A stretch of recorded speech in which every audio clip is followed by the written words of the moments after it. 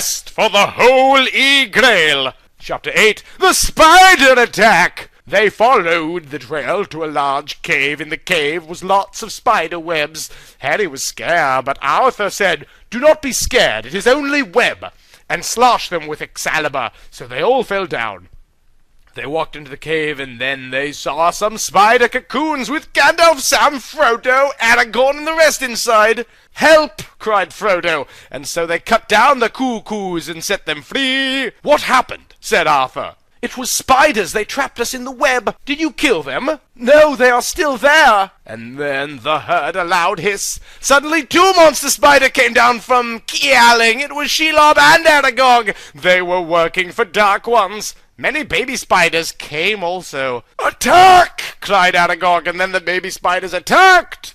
Arthur stabbed some with Excalibur, and Harry did a flippando spell and knocked some down a big hole. Hagrid stomped some, and Fluffy eat them, and the Lord of the Rings people also stabbed some baby spiders. Indiana Jones killed some with his whip. Then, when they had won, Argog and Shelob attacked, and also the Terror Spider from Zuludrak in World of Warcraft.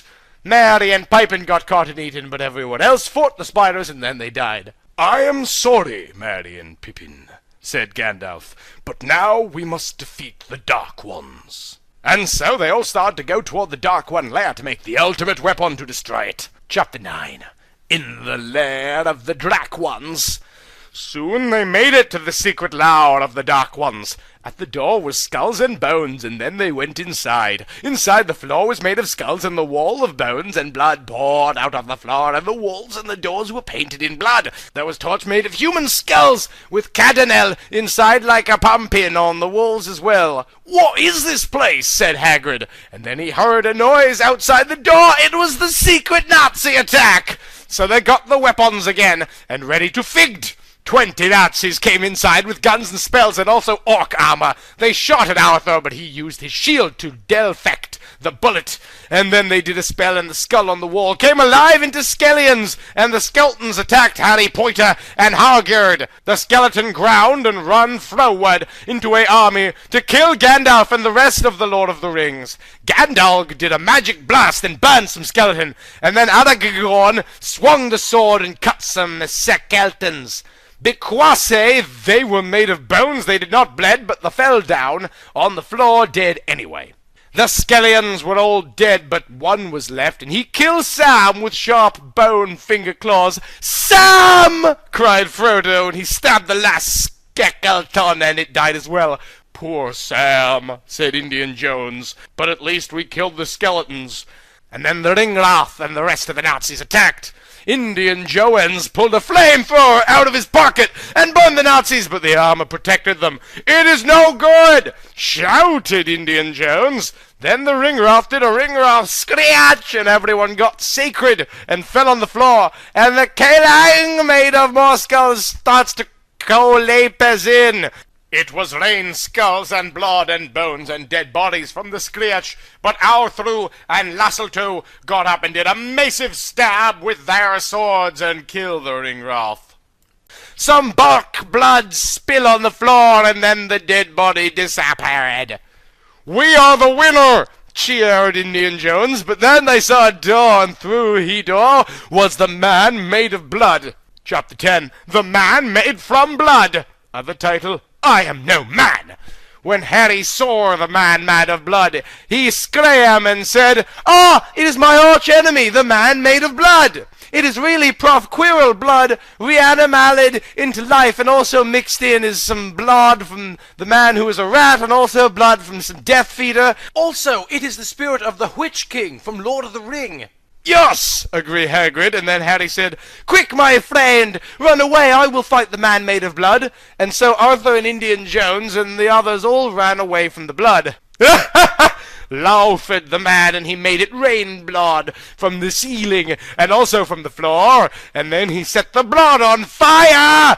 He turned into a pond of boiling blood and began to swim toward Harry and Hagrid. So Harry did a Abracadabra spell, but it hit the blood and disappeared. "Oh no, the spell don't work," said Harry, and then the blood turned back to a man and said, "You cannot harm me. I am the man made of blood." It is true. So then the turn to flee, but suddenly through the ceiling fell Owen from Lord of the Rings, in a disguise of a man. She had not been caught by Spider, so they stopped ruining. "Ha ha ha!" said the blood, and then his other head on the back of his head said, "Ha ha ha! I am the Lord Voldemort head, and no man cannot kill us." Harry did another spell, but it missed the blood, and so he run behind Hagrid and Floofy, who growl at the blood. "I am no man!" yellowed Aegeoin, and sliced the blood with her sword, and the blood man bleeded all over the floor and the walls, and screamed, "No, no, I cannot be dyed!" "Yes, you can," said Eowyn, and took of the disguise. "It is a woman!" "Yes, you fool!" "Oh, I am defeated!" And then the blood man set afire and burned away into the wind. "Hooray!" shouted Hagrid and Harry, and then they ran to the others with Eowyn. Chapter 11. The Fight of the Batman! Later, Harry and Hagrid and Eowyn and Fluffy made it back to the place where the other were waiting. "What happened?" said Argaron. "We fought the man made of blood." "Did you victory?" "Yes, we did." "That is good." And so they carried on to the scary chamber of the Dark One's headquarters. It was dark, but Gandalf and Harry did a Lumos spell. Harry had to teach some Harry Potter magic to Gandalf, so it was light enough to walk. They walked for hours and hours and hours, maybe even for days, but eventually they made it to the door of the Dark One's headquarters. It was a door made of skull and bone and dead body, and even some eyeballs in terry. There was blood pour out of door, and handle and floor, and a sign paint in black blood. "Dark One lair, if you enter you will be killed." "Look!" soughed Indiana Jones, "it is an evil sign." "Yes!" replied Legolas, and he shot the door with an arrow to see if he could open it. The door did not move even 1 centimeter, so then Argaron hit it with his sword, and it fell down on the floor. Then a loud voice rung out, "The lair is under attack!" "Oh no, it was Top-Ped," said King Arthur, and so they hid in a hole in wall made off skulls. A lot of evil bat came out of door with evil red eyes and bited Boromir, who did not fit in the hole. Then a big man who was half a bat came out of the door and shooted Boromir in the chest like in the movie with a lot arrows. "Arg!" yelled Boromir, and then Aragorn and Legolas and King Arthur and the other went out, but the Batman flew away with wings and laughed. "Ha ha ha! I am the Dark One's general, and I am very power. You cannot stop me from kill Boromir." And then they tried to give Boromir some magic healing spells, but it did not, and then he died it on the floor, and then the blood went through the floor and into the sewer underneath. "How much more must died?" said Gandalf saddenly, as then they walked through the door and went to fight Dark One. Chapter 12. The Time Warp! Inside the door was the final headquarters of the Dark One lair. Everyone gasped as they saw the people sighting around the evil skull table, and there was Voldemort and Mordor and Lick King and the rest. "Ha ha ha! You will not escape!" they laughed, and sudden a trap fell down from the ceiling and trapped them in a cage. Frodo and Gandalf and Harry Potter and the rest screamed as the Lick King did an evil spell, and then some zombies came from the floor and they growled. "Oh no!" said Indiana Jones. "It is zombies! Help somebody help!" "There is no one!" said Mordor, and laughed with an evil laugh. "Ha ha ha!" Then the zombie clawed at the cage to attack, and just as they got in and bited Frodo, sudden a loud noise! It was the TARDIS from Doctor Who! "Quick, get inside the TARDIS, we must stop the Drac Ones in the past." So they ran inside before the zombies called get any. "Och, we will make a plan to stop the Drac Ones in the past before they can make the secret lair." "Yes, that good idea. We must not send too many." "Och, King Arthur and Indiana Jones and Gandalf will go." "Och." So who took the rest to castle and put Arthur and Indian Jones and Gandalf back into the past with time wrap.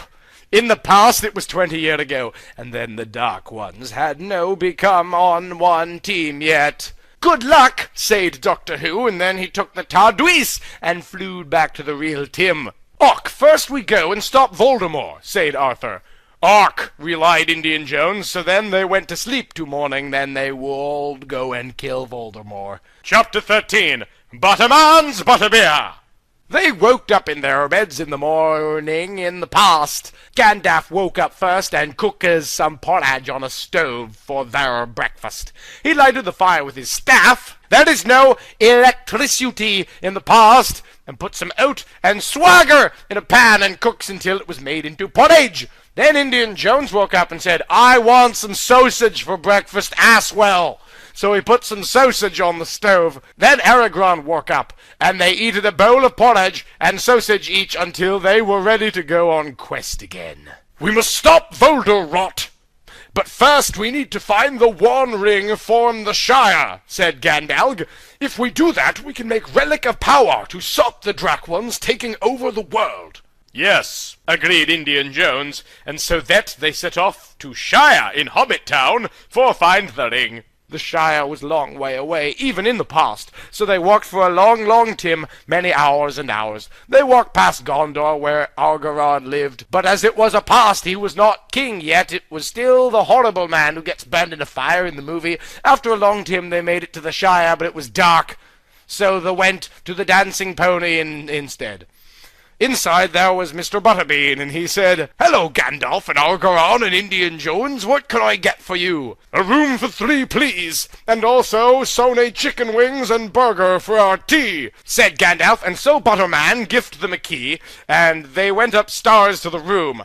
I will bring the burger soon, said Butterman, and then they closed the door. They started to make plan to go to Shire and get ring from past Frodo, but then they thought, oh no, maybe Bilbo has it in past instead, or even the Gollum has it instead. I don't not know, said Indian Jones. We will find out in morning. Yes. Replied Aragorn, and then the bitter man came with their burgers and chicken wing. Even though it was past, they tasted the same, and it was very tasty. They also drank some butterbeer, which was made by Butterman, even though it is really from Hogsmeade in Harry Potter. Now we must sleep, said Gandalf, and so they slept until morning. Chapter 14, No Time for Cheese. In the morning they eated some more chicken and burgers and butter beans and butterbeer and also some porridge. Then they said thanks to the Butterman and left to go to Shire. They bought a horse from a man each and then rode into the Shire. Hello, Hobbitmen. Where is Bilbo and Frodo House? Hello, Aragorn and Gandalf and Indian Jones. It is up on that hill. So they went up the hill and into the house. It was a small house, and there was Frodo and Bilbo inside, smoking a hobbit pipe and eating some cheese. Hello, Frodo and Bilbo, said Indian Jones, and he went and also ate some cheese, and it was tasty. There is no time for cheese, yellowed Gandalf, and he took the cheese and stamped on it. Quick, we need the One Ring so we can make artifact of power to stop Dark Ones. Where is it? I don't know about ring, said Bilbo. Oh no, Gollum must have it, said Aragorn. Yes, agreed Indian Jones. So they quickly ran out of house and back onto their horses. Sorry about the cheese. We will buy a new one, said Gandalf. But now we must hurry. And so they rided along the path out of Hobbit Town and to the cave where Gollum lived. The cave was very dark and very small, and also there was dead fish in it, and it was not nice at all. Yuck, this is horrible, said Indian Jones. But we must go in to get the ring, mentioned Gandalf. Ark, said Indian Jones, and so they did on go in. Gandalf did a light on his staff, and the light lighted up the cave, and so they looked around for Gloom and the One Ring. Hello, said a voice, and it was the Gollum, and he was sitting on a rock in the nasty cave. Looks whose it is, my preciouses, Gandalf's and Indian Jones's and Aragorn's. These wants us takes us, ours wants rings us from us. Yes, we do, put Gandalf. First yous must do's as riddles is with us, said Gollum, because in the Hobbit book he does a riddle with Bilbo. Och, agreed Algaon. I will do the first riddle.